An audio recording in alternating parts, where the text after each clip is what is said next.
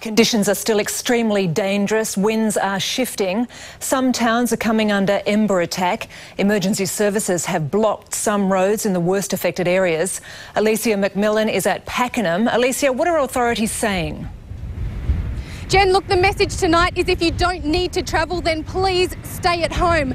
I'm here at Pakenham, where all roads heading to the southeast of the state have been closed. That's due to the high fire danger in areas like Churchill, Druin and even Ballara that we saw menaced by fires around a week ago. No trains are getting through to Traralgon either. That's due to a fire at Langwarrin. There's no trains either between Melbourne and Shepparton. That's due to the fire you heard about earlier at Kilmore. There's plenty of road closures in that area also, including the Hume Highway. Fire has also closed train lines between Warrnambool and Geelong. Back to you, Jen. Thanks, Alicia. And a blaze has destroyed at least 3 houses at Horsham and burned out around 2,500 hectares. We understand the local golf club building may have also been lost, along with the CFA building at Dimboola. We'll bring you more on that fire as news comes to hand. Well, Melbourne has recorded its hottest day ever. The mercury peaked at 46.4 degrees at 3 this afternoon as the city was enveloped by smoke and dust. In Melbourne, the temperature rose rapidly. The mercury passed 30 by 9 a.m, hit 40 at midday and by 3 o'clock had set a new record. In Melbourne, it's the hottest day on record, 46.0 at 2:27. The previous hottest day was 45.6 on Black Friday, the 13th of January 1939. There were similar extremes around the state.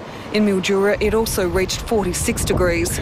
Can't believe how blooming hot it is. Must be at least 47, 48 out here.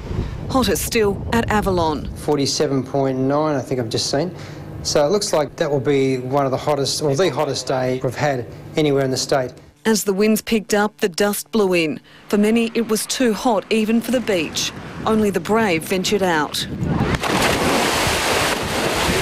The conditions perfect for kite surfers. Nice and windy and, you know, we like it like this. You get lots of waves you can jump over. But with wind gusts of more than 40 knots, boaties were warned to stay at home. With the wind as strong as it is, you get sea states that are well and above the capacity of a lot of small craft. The road's so hot, cars were overheating. Firefighters called out to help distressed motorists. In the city, cold water was handed out to the homeless. This is a group of people who are already at extreme risk of dehydration and exhaustion because they've had no respite. After last week's disastrous performance, Connex says the rail network was better prepared for today's weather. We've really set up for today. We've got extra trains on, extra drivers. We've put buses around the network as well, and maintenance crews are everywhere. So if something does go wrong, we're better prepared. But it was still forced to cancel more than 60 trains across the network.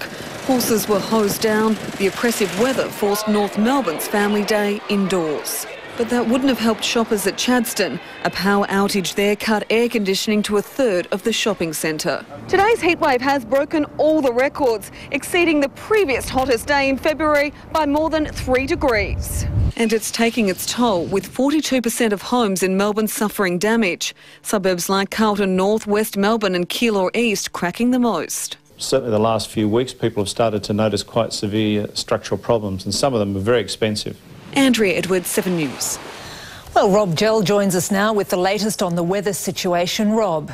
Well, it's been an extraordinary day, Jen. The predictions of the Bureau for our worst ever fire conditions, of course, have come off today. Temperatures rose extremely quickly this morning. They're falling even more quickly now with this cold front. We've been watching it all afternoon, pushing up from the southwest. It's dropped temperatures in the southwest. In fact, it's turning the wind also rapidly to a 90-degree southwesterly. This is, in fact, this weather radar normally shows us rain. This is, in fact, smoke showing up. It's so dense out here to the northeast of the city, the smoke showing up. But you can see this is the southwesterly. See this, the arrows pushing up. Temperatures in the city back now to in the high 20s after our highest temperature ever recorded, 115 in the old scale.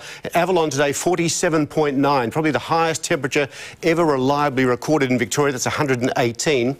And those temperatures now falling, but this southwesterly, as it comes through, is coming through at gale force. So it's dropping temperatures, but it's where this northwest, you see, is very hot, still 40s and 45s through most of the northern part of the state, and certainly the east and northeast, which won't cool off until tomorrow morning with this change. It'll take a long while to push up through that part of the state, but this new southwesterly coming through at gale force, so it turns the fires that have been moving in this direction back towards the northeast, and that'll be a new problem.